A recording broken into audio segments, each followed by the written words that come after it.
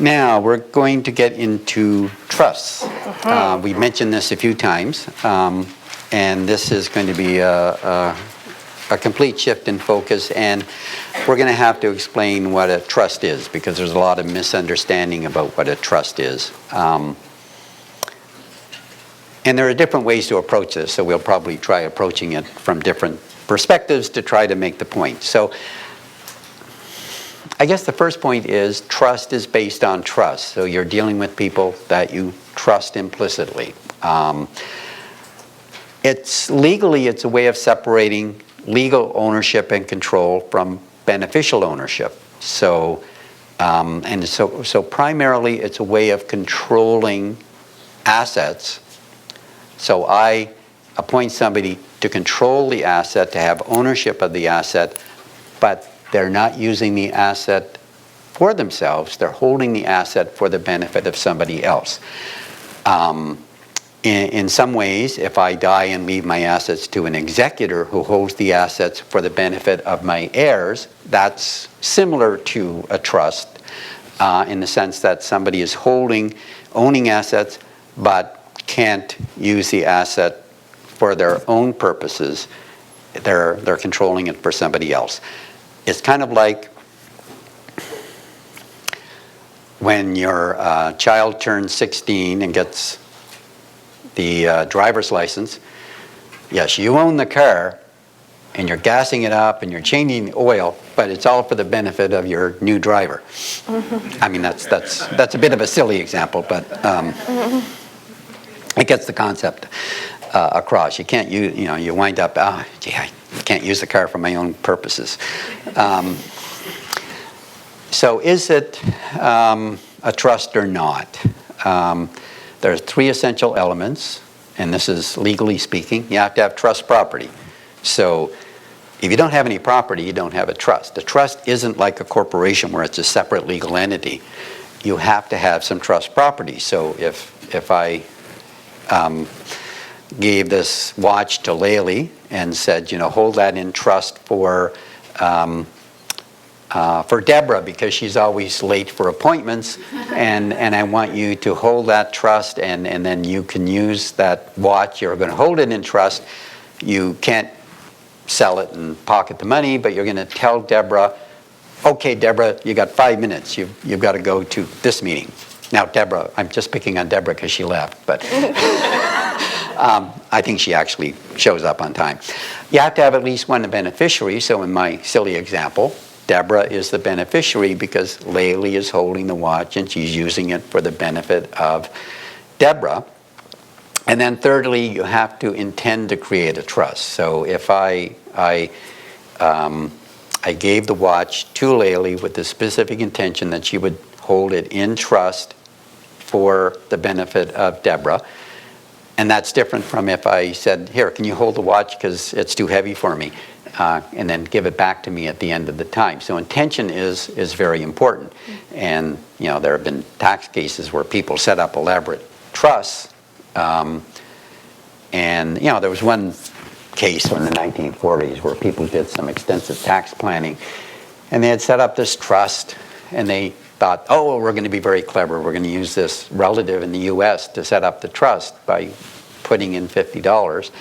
And then Revenue Canada didn't like the structure because it involved tax planning and things. And they had a trial, and they had the relative from the U.S. came up, and they asked, and you set up this trust, sir? Well, I didn't know. They asked for $50. I gave it to them. I didn't know what they wanted to do with it. Case lost right there because there's no intention to set up the trust. So we usually have to set up have to make it clear that the person is setting up the trust. The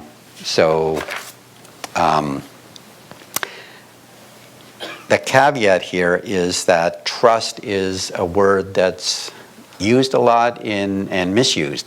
So there's a difference between an in-trust account and a trust. Do you want to take that one? Sure, yeah. So if we just flip to the next slide, talking about in-trust accounts versus trusts. Can I interrupt? I've taken my watch back. Yeah. And if that had been a trust, I wouldn't be able to do that because once I'd given up the watch to Laylee. If it was a real trust, she would have been in control, and she would have said, no, you can't take it back because you've set it up in trust. I've lost control of it.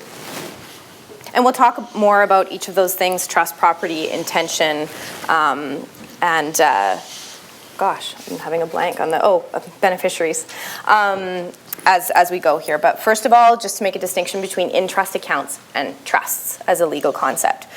So, say you decide to set up a college fund for your child, and you put the money in an in-trust account for your child. Once they turn 19, that magical age, they want to use the money for a Lamborghini because that's really cool. Who owns the money in the account? Is the question. The child. Likely, because there's certain legal presumptions which we'll talk about as well.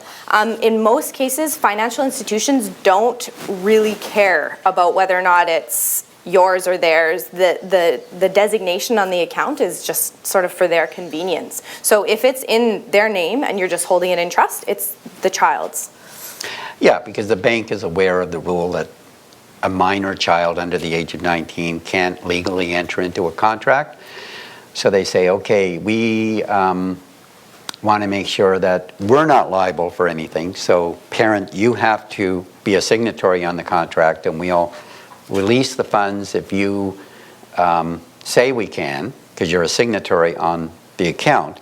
And then it's your problem if you've misused the funds. If they belong to the child, and you take the funds out and say, I want to use it to pay for college education, but then your child turns 19 and say, where's my Lamborghini?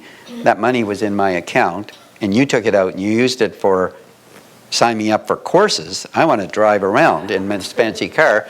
Then the bank is going to say, well, the account was set up so that the parent could withdraw the funds, and what the parent did with the fund is the parent's responsibility. So then you have a fight between the child who has turned 19 and is in a rebellious mode and the parent.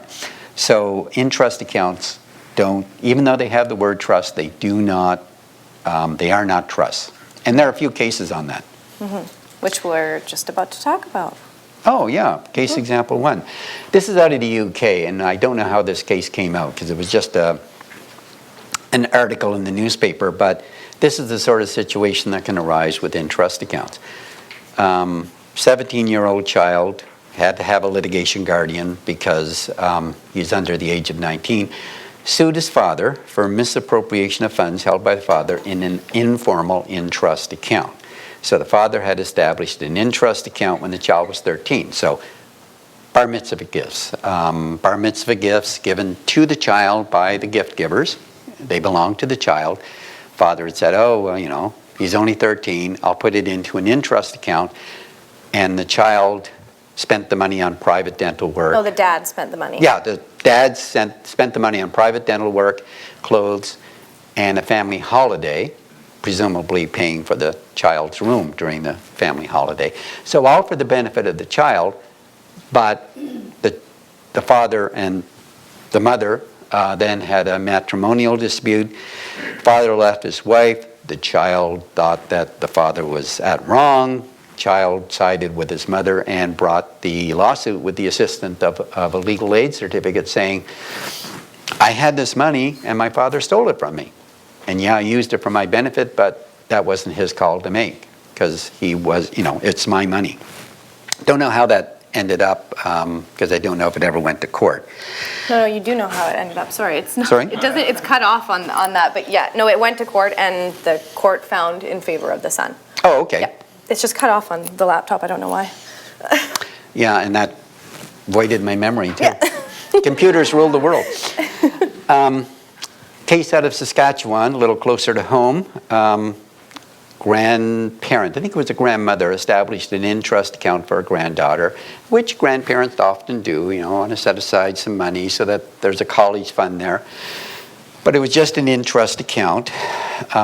Before the granddaughter reached age 19, the grandparent closed the account and retained the funds.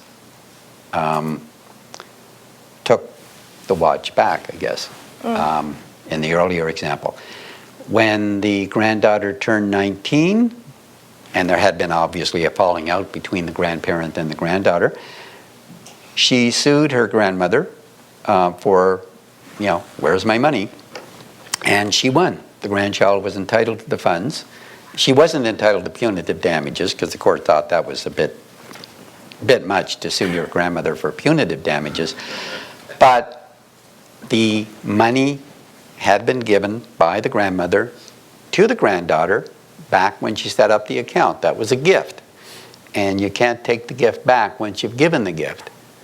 And that's what the grandmother tried to do. So in-trust account just means that the bank needs an adult on the account so that the bank isn't in trouble for dealing with the money and letting the money go out of the account. But the parent might be in trouble